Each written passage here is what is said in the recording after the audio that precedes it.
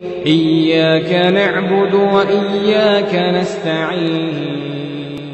ابھی لڑائی شروع نہیں ہوئی تھی تو اللہ کے نبی علیہ الصلوۃ والسلام نے کافروں میں سے چند ایک لوگوں کا نام لیا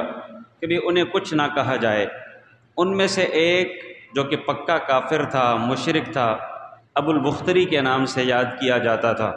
اللہ کے نبی علیہ الصلوۃ والسلام نے کہا کہ اگر ابو البختری کسی کے سامنے آئے تو اسے کچھ بھی نہ کہے، اگرچہ اس وقت وہ کفر کے لشکر کا حصہ بنا ہوا ہے، اس وقت وہ مسلمانوں کے مد مقابل نکلا ہوا ہے،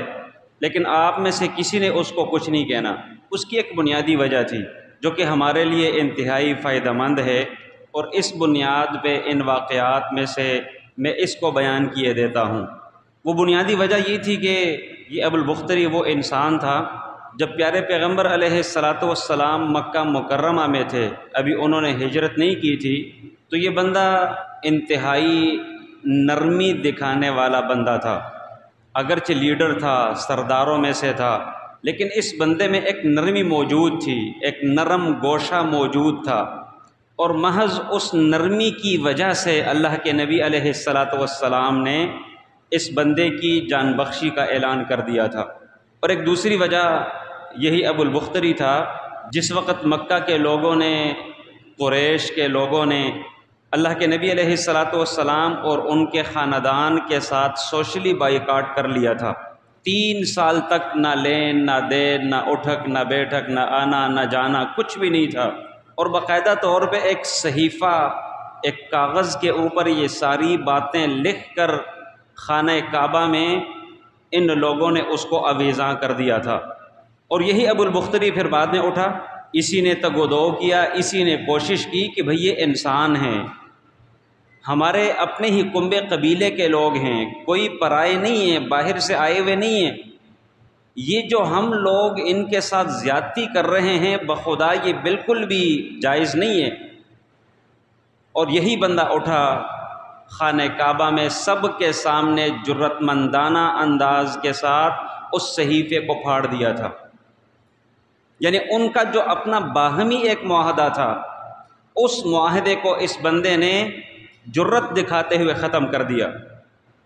اور اسی وجہ سے اللہ کے نبی علیہ الصلوۃ والسلام نے ابو البختری کے متعلق اعلان کر دیا تھا کہ اس بندے کو کچھ بھی نہ کہا جائے۔ بس بدقسمتی اس بندے کی اپنی تھی کہ بدر کے مقتولین میں سے یہ بھی مقتول ٹھہر گیا تھا،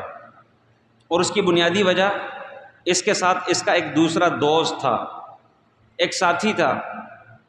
کسی بھی مسلمان کے سامنے یہ بندہ آتا تو اس کو صاف کہتا کہ اللہ کے نبی نے ہمیں تجھے قتل کرنے سے روکا ہے۔ بڑی ایک عجیب اطاعت کا معیار تھا، تلوار ہاتھ میں بے نیام ہے، دشمن سامنے آیا ہوا ہے، جبکہ اللہ کے نبی نے روکا ہے کہ بھئی اس بندے کو کچھ بھی نہیں کہنا، نہیں کہتے تھے، جانے دیتے۔ یہ بندہ آگے سے کہتا کہ میرے اس دوست کا کیا بنے گا، میرا جو ساتھی ہے اس کا کیا بنے گا، تو مسلمان آگے سے کہتے کہ ہمیں صرف آپ کا کہا گیا ہے، آپ کے دوست کی کوئی بھی بات نہیں ہوئی۔ لہٰذا وہ محض اپنی دوستی کے اوپر اڑا رہا، اور اپنے دوست کی وجہ سے یہ بندہ اپنی جان کی بازی ہار گیا۔ اس میں ہمارے لیے جو فائدے کی بات ہے وہ نرمی ہے، نرم گوشہ ہے۔ یعنی جب ایک کافر انسان مسلمانوں کے لیے نرم گوشہ رکھتا ہے تو اس کے لیے اسلام کے قوانین کچھ اور ہیں، اس کے ساتھ نرمی کا معاملہ کیا جائے گا، اس کا خیال رکھا جائے گا۔ اور یہاں سے یہ بھی پتہ چلتا ہے اگرچہ وہ کافر مد مقابل لشکر میں آیا ہوا ہے، مسلمانوں کو مارنے کے لیے نکلا ہوا ہے، لیکن چونکہ اس بندے میں ایک نرمی کا گوشہ تھا تو یہ اس بندے کی جان بخشی کا ذریعہ بن جائے۔